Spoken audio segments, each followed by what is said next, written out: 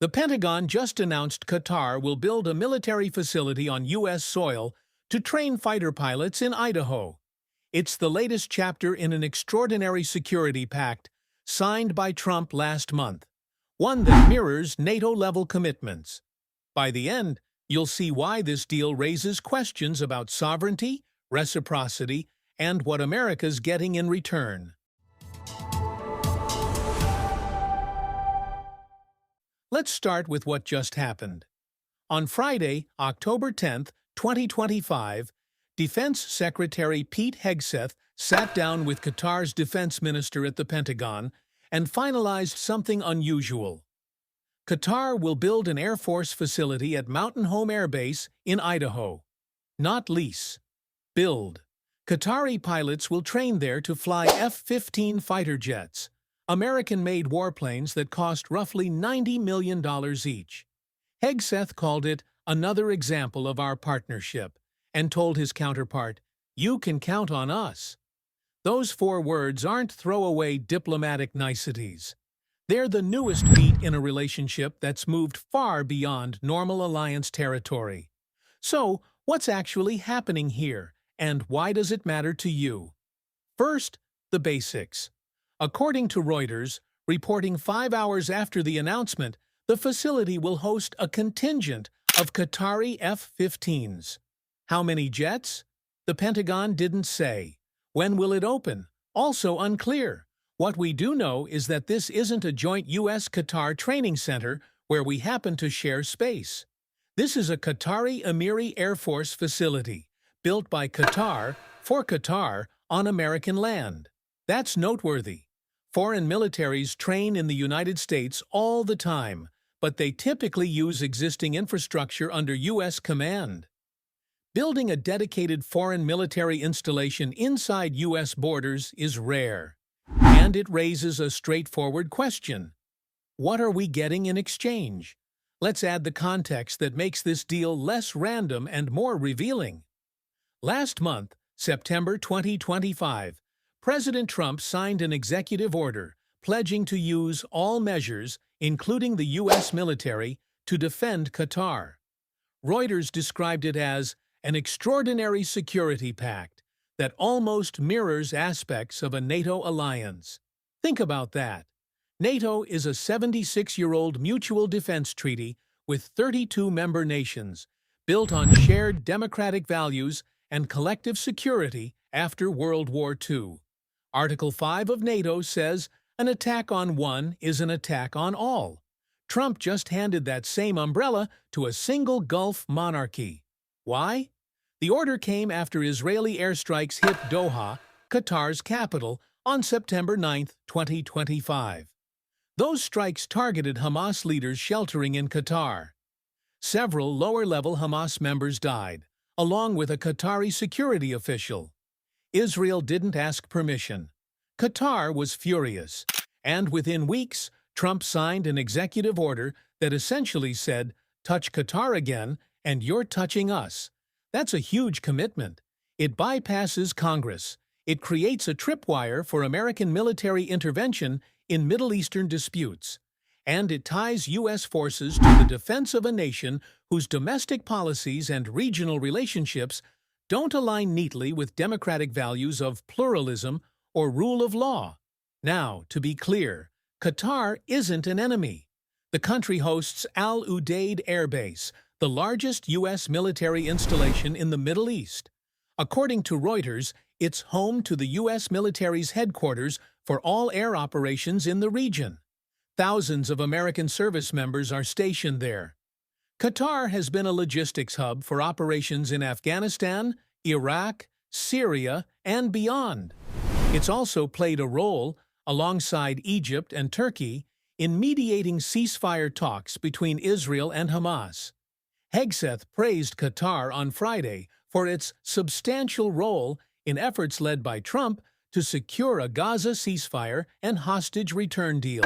So, yes, Qatar matters strategically. But let's talk about what a partnership like this should look like when it's balanced. Partnerships require reciprocity. We defend you. You host our bases. We sell you jets. You align with our regional security goals. We train your pilots. You don't fund groups or narratives that undermine our interests. That's the theory. In practice, Qatar's record is complicated. The country has long hosted leaders of Hamas, a U.S.-designated terrorist organization. Doha has argued this makes it useful as a mediator, a bridge between the West and actors we won't talk to directly. Fair enough. Diplomacy is messy, and back channels matter. But hosting Hamas isn't cost-free. It creates moral hazard. When a U.S. partner shelters the leadership of a group that killed 1,200 people on October 7, 2023, and took hundreds hostage, that's not a small detail. It's a values problem. And it's the kind of problem that should come up in any conversation about deepening military commitments. Did it? We don't know. The Pentagon didn't release transcripts or conditions tied to the Idaho facility deal. What we got was a photo op, a handshake, and Hegseth's assurance, "You can count on us." Now, let's address the counter-argument, because it's reasonable. Some will say, this is smart realism. Qatar gives us Al-Udeid. We give them pilot training and a security guarantee. Everyone wins. And look, there's truth there. Geopolitics isn't a morality play. We partner with imperfect actors all the time. Saudi Arabia, Egypt, Turkey, Pakistan. None of them would pass a democratic values checklist, but all of them matter strategically. So why is this different? Two reasons. First, the speed and scope of Trump's commitment. A NATO-level defense pact, issued by executive order, with no public debate, no congressional input, no clear conditions. That's not normal statecraft. It's personalized foreign policy. And it leaves future presidents boxed in. If Qatar gets hit again, does the next administration have to honor Trump's promise? Does Congress get a say, or is the tripwire already set? Second, the one-sidedness of the Idaho deal. We're giving Qatar land, infrastructure support, and access to train on U.S. soil with U.S.-made jets. What's the reciprocal benefit? More interoperability, sure. Hegseth mentioned combined training and increased lethality. But we already have interoperability through Al-Udeid. And if the goal is lethality, why not train Qatari pilots in Qatar or at an existing U.S. facility in the Gulf? Why build a new Qatari installation in Idaho? The answer isn't in the Reuters report because the Pentagon didn't provide one. And that silence matters, because when deals happen fast, with little transparency and heavy on symbolism, you can count on us. It suggests the priorities are diplomatic theater, not hard-headed strategy. Now, let's talk about sovereignty, because this cuts both ways. Imagine if the situation were reversed. Imagine if the U.S. wanted to build an Air Force facility in Qatar to house American F-15s and train American pilots. Would Qatar agree? Maybe, but you can bet there would be conditions. Limits on operations, respect for Qatari law, no unilateral strikes from that base. And that's appropriate. Sovereignty means control over what happens on your land. So what controls exist over the Idaho facility? Will Qatari pilots operate under U.S. military law while on American soil? Will the jets be subject to U.S. oversight? Can Qatar use that base as a staging ground for operations we haven't approved? These aren't hypothetical questions. According to Reuters, Iran attacked Al-Udeid earlier this year in retaliation for U.S. strikes on Iranian nuclear sites. If Qatar's involved in a regional conflict, does that conflict now extend to Idaho? Does Mountain Home Air Base become a target? We don't have answers, because the deal's details haven't been made public. And that lack of transparency should bother anyone who believes in accountable government. Here's the values contrast. Democratic governance says, big commitments require public debate, congressional oversight, and clear terms.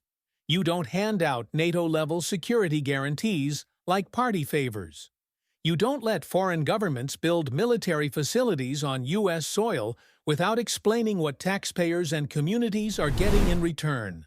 You don't bypass the legislative branch on decisions that could drag the country into war. That's not about being anti-Qatar. It's about being pro-process. It's about believing that in a democracy, the people, through their representatives, should have a say when their government promises to use all measures, including the U.S. military, to defend another nation. Trump's executive order didn't include that step. Neither did Friday's announcement. And that's a problem, regardless of who's in the White House. So what happens next? We don't know when construction will start in Idaho or when the first Qatari F-15s will arrive. The Pentagon didn't provide a timeline. What we can watch for: any congressional reaction. Will Armed Services Committee members ask for a briefing? Will appropriations be affected? Will Idaho's congressional delegation weigh in on what this means for their state? Those are open questions. We can also watch the Middle East. If Qatar continues to mediate Gaza ceasefire talks, does this deal give it more leverage, or does it create the appearance that U.S. policy is for sale? And we can watch Trump, because personalizing foreign policy doesn't end well. When commitments are tied to one leader's handshake rather than institutions and treaties, they become brittle. The next administration can walk them back or get trapped by them. Either way, it's not stable. Here's what you can do. First, notice when big commitments happen quietly. Executive orders are public documents. You can read them. You can ask your representatives if they were consulted. Second, ask what reciprocity looks like. When your government promises to defend another country with military force, it's fair to ask, what are we getting? What are the risks? What are the limits? Third, demand transparency on foreign military installations in the U.S. If Qatar's building a facility in Idaho, Idahoans and all Americans deserve to know the terms. What's the legal framework? Who has jurisdiction? What are the costs? These aren't partisan questions. They're citizenship questions. And finally, remember that partnership isn't a magic word that erases accountability. Real partnerships are built on shared values, mutual sacrifice, and clear agreements. When one side gives and the other takes, that's not partnership. That's clientelism. And it's worth calling out, no matter which party's in power. So here's the kicker. Qatar's building an Air Force base in Idaho, and the U.S. government just promised to defend Qatar like a NATO ally. But we don't know what we're getting, we don't know what it costs, and Congress wasn't asked. That's not how democracies should make decisions that could lead to war. If you found this breakdown helpful, subscribe for more clear, fact-first coverage that connects the dots without the spin. If you enjoyed the video, hit the subscribe button and turn on notifications so you don't miss any new videos.